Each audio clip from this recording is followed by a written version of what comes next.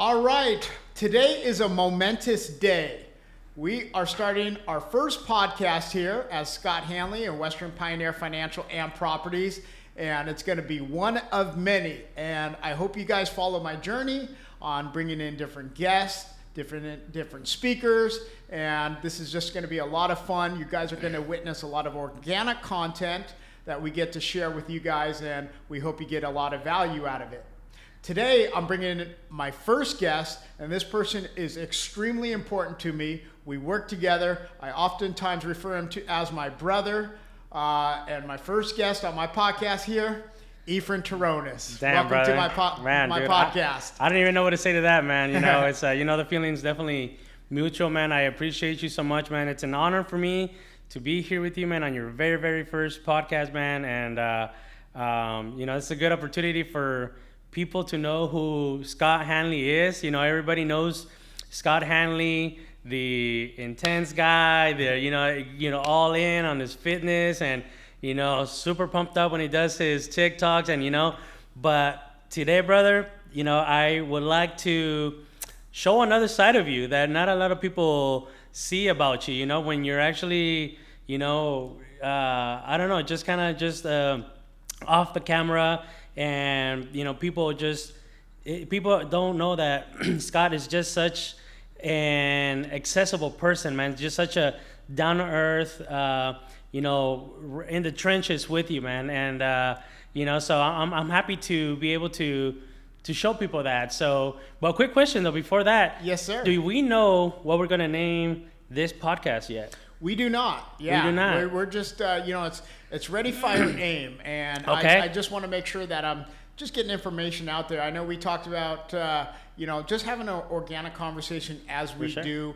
And that's one of my intentions is to really display that other side of me as well. For sure. Because there's more to that intense side, that structured side, that disciplined side. There's been a lot of blood, sweat, and tears behind that, and I never feel like I've arrived. Speaking of that, a lot of people, and actually you mentioned the other day during our meeting, people think I inherited all this stuff, but people don't know where you came from or how you started. So can you tell me a little bit about that? Actually, tell us a little bit about that. Tell us how Scott Handley Broker came about. Well, I appreciate you asking that question. I was raised by a very loving family. I was just so blessed to have a two-parent household. My parents were in the education field. Okay. They were teachers. My dad ended up doing 39 years in teaching. He started, over at Edison Computech, 9th grade English. Worked his way up to admin and worked at Duncan Polytech. Okay. And then my mother, she was a teacher as well, and then moved up into counseling. And so she was a counselor at Bullard High School here in Fresno, California. My son goes there. Yeah, that's right. Isaiah. Yeah. For many years. And I think that's where I get my listening skills and my compassion side. And when I meet with agents and I meet with loan officers, I feel that they are very, they can confide to me and feel comfortable saying things to me. And I get that from my mom, I feel, with the counseling side. So grew up, I would say a middle class, which was very lucky, but never had a real estate background or anything like that. And so just had to carve my lane. Yeah. The name Western Pioneer kind of goes back to my grandfather. I'm actually half Japanese. Okay. And during World War II, my family got taken into the internment camps. So, snap.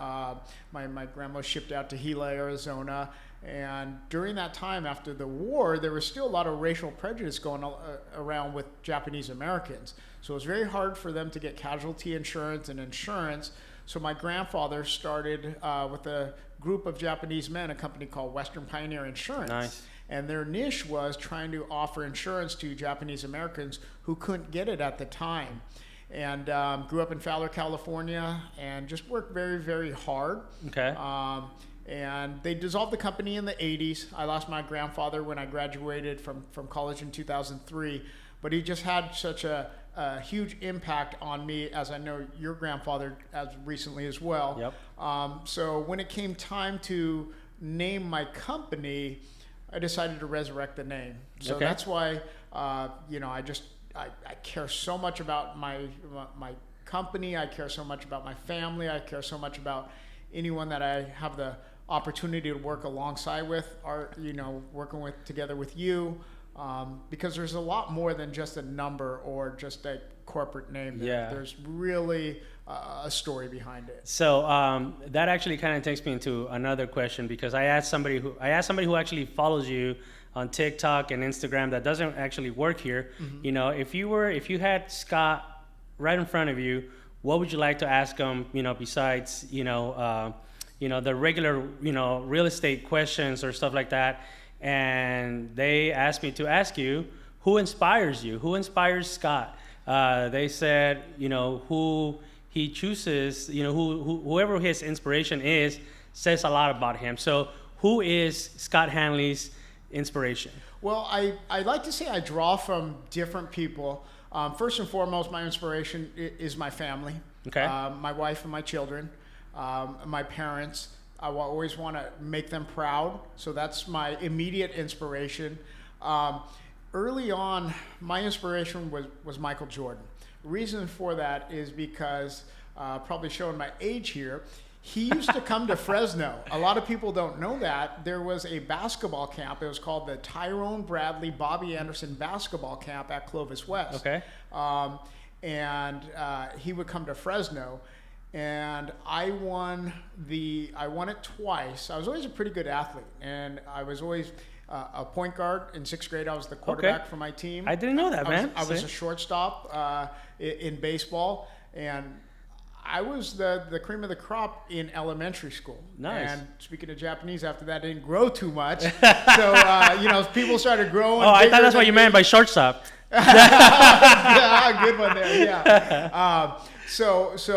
But that was a foundation, I believe, of a competitive spirit. But going back to Michael Jordan, is I won a free throw contest, and there was a game called Knockout back then. All right. And I won that too. So I won 2 autographed signatures of Michael Jordan's basketball. Oh, shoot. Okay. I got one here in my office as well.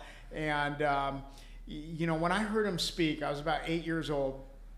He spoke at Clovis West, and I was just so inspired. And then he played basketball at Selland Arena at the time. And at that time, I looked at him like, man, this is Black Jesus right here. With a shiny, For sure. sweaty bald head, and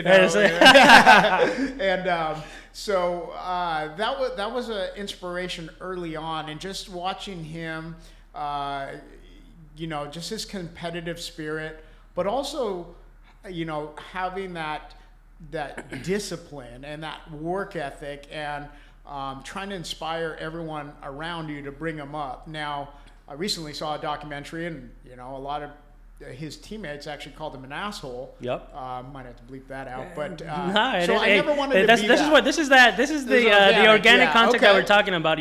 I want people to know who you are, because it's including myself sometimes. It's not that we're being fake.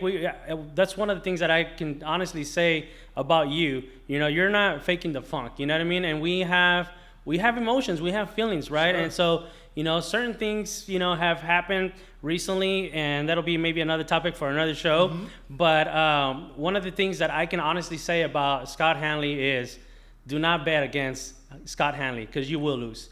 You know what I mean? And I know that, brother, and I appreciate that, and that's something that. I want people to know about you. You know what I mean? That you're there in the trenches, hand to hand. You know what I mean? And so, with that being said, Scott, because there's a lot of people that might want to join real estate. It's a 2-part question. So, first off, I know you used to be a dishwasher at Marie Calendar. So that was one of your first jobs, if I'm not mistaken, or your other one, right? It was actually my 3rd job. Okay, there you go. Yeah, okay. It was my 3rd job. I've always had an entrepreneur spirit about myself. So when I lived, we call it the Orchard Block. Okay. I lived on a street.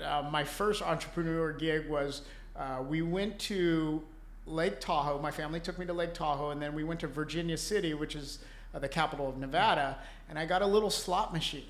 And so at that time, about 8 years old, and we grew up on a block. There was about 8 or 9 kids on that block, so it was so cool, and I still have friendships with them today. Nice. Some are lawyers, and just growing up, and some I'm not in contact with, but kind of ran a little casino at a very early age. That wasn't the job, but I always had my entrepreneur spirit. My parents always joke about that. They're like, you started with that casino. You'd bring kids over, they'd bring in a nickel, and then try to win on my slot machines, and you know how that goes. You're betting against. I never knew Scott the pit boss. Peep the scene like Sam Rothstein, like Casino, but which is one of my favorite movies. But I actually my first job was a paper boy.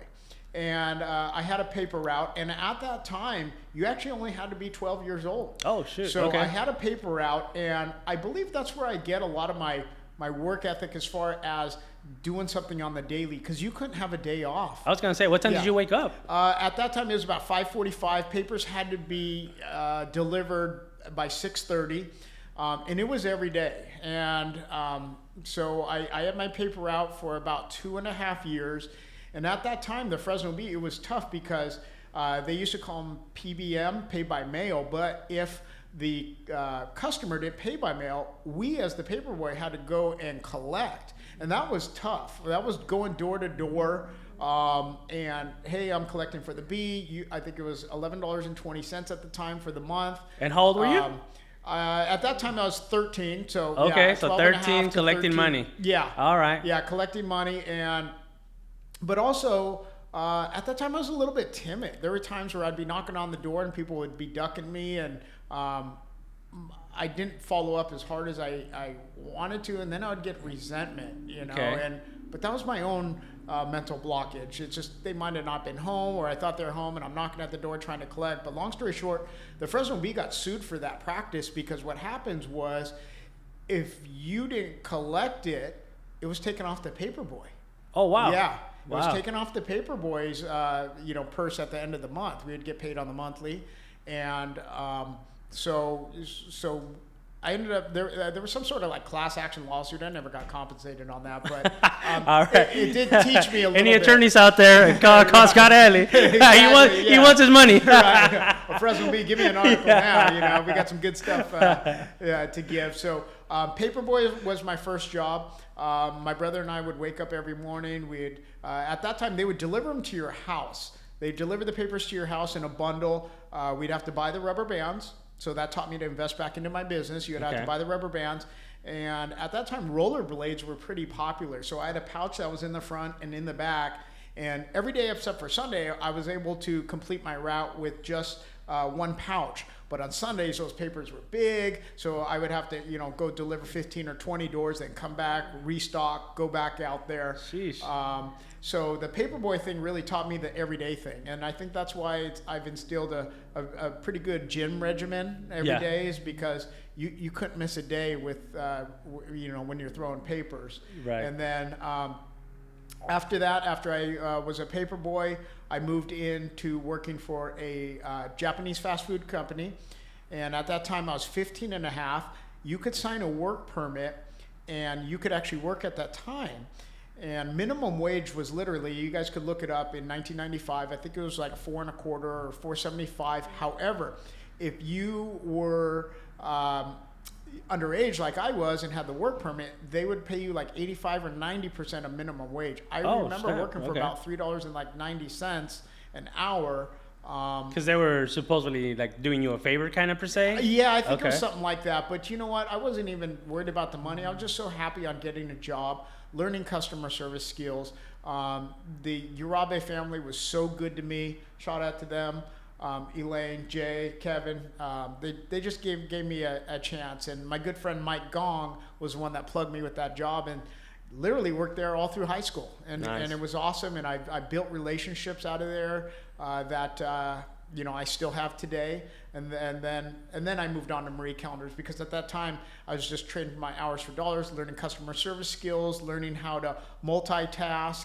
And then I realized, as I turned 18, I need tips. Okay. I need incentive-based work. Okay. And so that's where, that got my start on that regard. Yeah. Right on. So you went from, working at a fast food restaurant. Was it a fast food restaurant? Yeah, Japanese fast food. They're actually still there today. It's on Sean Marks in Fresno, California. It's a new owner now. Okay.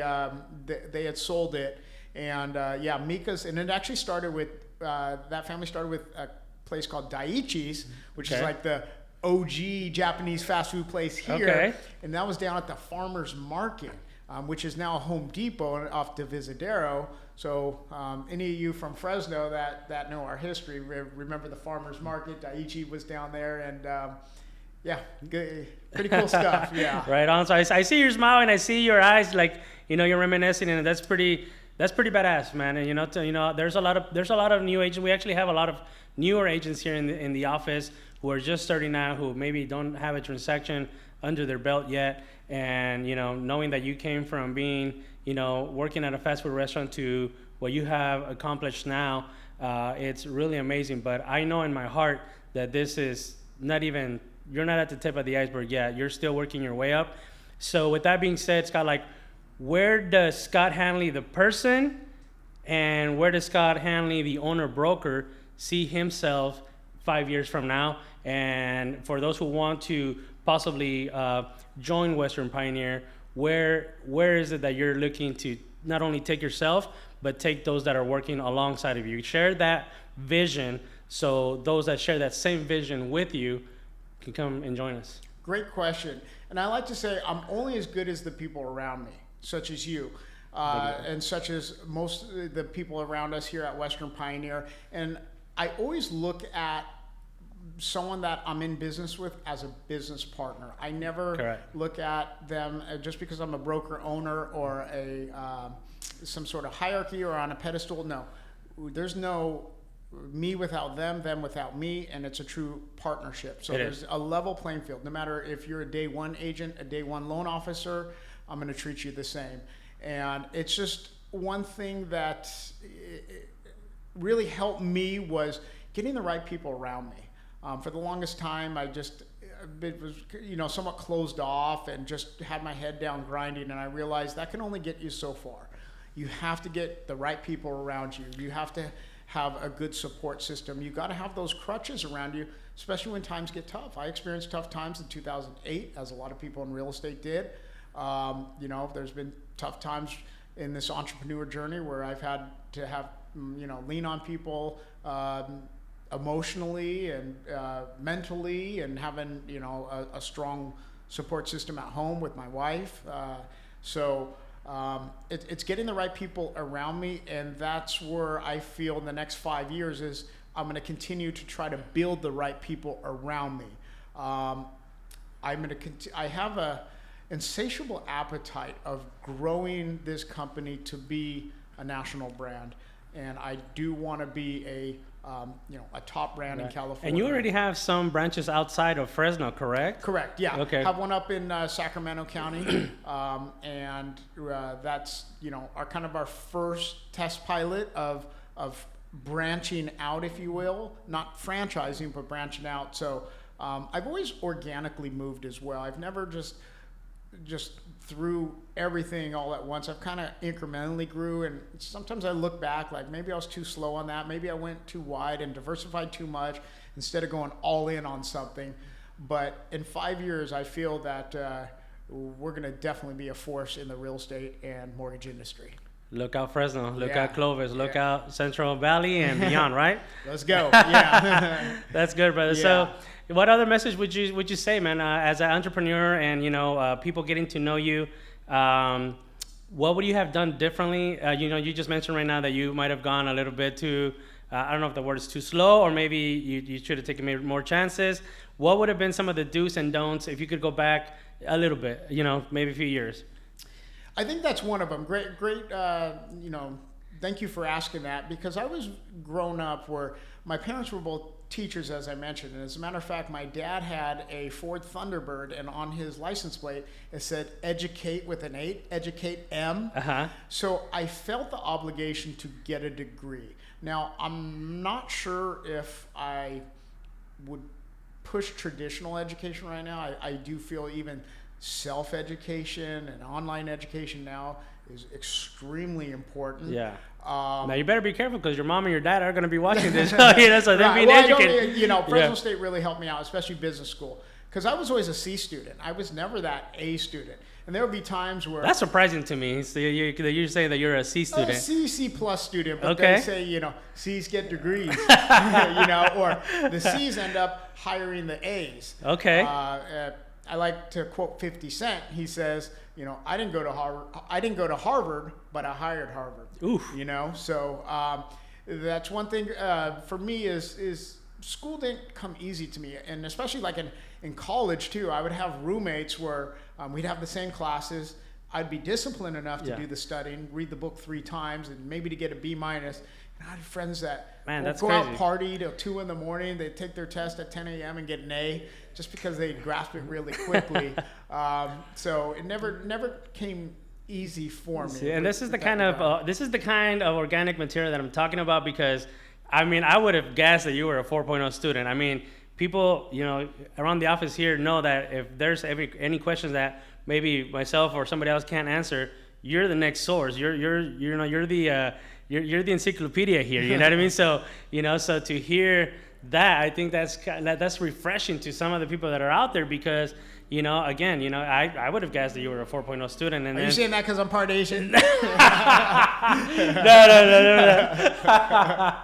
But I mean, it is part of it. You know what I mean? And again, I do think that your discipline is part of your heritage. I mean, I could be wrong, but I mean, now you also explained the paper route. So it wasn't like you were just born with it. You had to work at it, right? Yeah, and I do like to live by the quote of saying that hard work beats talent when talent decides not to work hard. Boom. So that's what I've always been able to rely on and fall back on is just being consistent in my work ethic and being consistent on whatever I'm putting my focus on, and knowing it's a delayed gratification. I feel even nowadays with social media and just seeing so entrepreneurship and real estate and things are so sensationalized where it sends a false message. Mm-hmm. It sends a false message that you're going to get rich quick. And oftentimes those who actually do hit like that, they lose it as quick as it comes because they never developed the skills. They never went through the ups and downs. They never went through a challenge. So it came easy, and it usually goes easy, and you don't value it that way. So it's just been a slow process. Next month, I like to say, we'll be 16 years in business as Western Pioneer, 20-year investor myself. And I feel like I'm just scratching the surface. I feel like I'm just getting started. That's why you said, where are we going to be in 5 years? That excited me. That kind of hit a little light bulb in me because, like I said, I'm not going to jump off this wheel anytime soon. There's been frustrations. There's, as I feel like I've had a tough month. But not only that, but some of the things that you have shared with me, they're eye openers. Because a lot of people think that real estate is this easy thing that we just wake up and collect checks. Like, it's not that way. Right. You know what I mean? And we don't, sometimes I know we share our closings or, whatever, but sometimes we have losses. You know 100%. What I mean? Whether it's emotionals, and it takes a lot. Honestly, and I like to share this with our audience because I remember you calling me when your grandma passed away. Mm-hmm. And I remember you crying, and that was the time that one of the only times that I have ever seen you like that, in that shape or in that form, in that emotional state, because you're always so level. You're an example to me on that. But you were devastated. You were crushed. Mm-hmm. And I remember I was actually out of town, and I asked you, I was like, hey, bro, do you need me to go over there right now? And you're like, no, I'll be okay. But even though I was out of town, I actually had to come back. Because I knew that you were going to be sitting in that desk working the next day, and that was in fact what happened. I came in and you were here and you were crying, you were bawling your eyes out, but you were in here grinding away. Mm-hmm. And so that to me was a testament of who Scott Handley is. You know what I mean? And you want to share a little bit about your grandma and maybe that moment? Yeah, it was the first time I felt I lost someone close to me aside from my grandfather. My grandfather I lost at the age of 23, but my grandma I got to spend so much time with. And she was how old?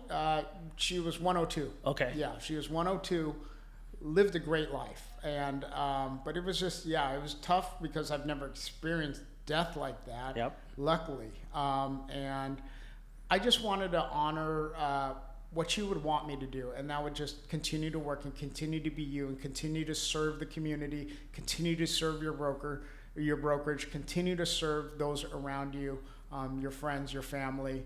And most recently, I've seen you go through the same thing that I went through, and you did the same thing. You said, you know what, my grandfather would want me to get up, stand up, and work. Yeah. I don't. That could be another podcast. I don't know if you want to touch on that. Yeah. Don't make me cry, because you know what I mean. That's how you can know we're getting the real stuff around here, guys. No, but again, I think it was I told you this, and if I could be half the man my grandfather was, then I could die in peace and be okay. And and I know that that's important, for yourself and for myself. Our families are important to us. Yeah. You know what I mean? Where we came from is important to us. The examples that we had growing up, to me, my mom, my grandfather. Speaking about my grandfather, if you don't mind me sharing, he worked in this fields his whole life. And he would, the van would pull up to pick him up, and he would take off, and he was whistling as he got into the van. I got the opportunity to work with my grandpa. He whistled all day, and I couldn't wait to go home, because it was some tough shit, you know what I mean? Absolutely. And so and he would get off the van coming back home, and he'd come into the house whistling, and that always stuck to me. And it wasn't until recently that before he passed away that I got to ask him. I was like, "Appa, I never seen you complain about work, Wow. and he's like, work is just work, you know what I mean, and we got to do it for our families, He's like, growing up, did you like it when I gave you $20 every Sunday? And I was like, yeah, that meant a lot to me. And he's like, well, I wouldn't have been able to do it if I wouldn't have gone to work. And so that, I won't ever forget his words, you know what I mean? So he, like I said, I had to go to Mexico, bury him, come back. But I know that that's what he would have wanted me to do. As much as I wanted to stay there and just kind of like grieve a little bit, I know that he would have wanted me to come back. So we did, and and also I remember your example as well too. So and so we're here, man. So they say it's a whistle while you work mentality, and just having such a positive attitude, while you're working and loving what you do. Do you feel that you've gotten because I see a lot of smiles with you, and as a matter of fact, it goes with kind of your tagline of real estate with a smile, because that goes so perfect with your personality. And you have this amazing ability to gravitate just such positive energy especially with everyone around you and working and stuff like that. Where does that smile come from? Where does that positive, like no complaint kind of mentality come from? Is that your grandfather? It does. It Wow. does. It actually does come from my grandpa. My grandpa, I was his first grandchild.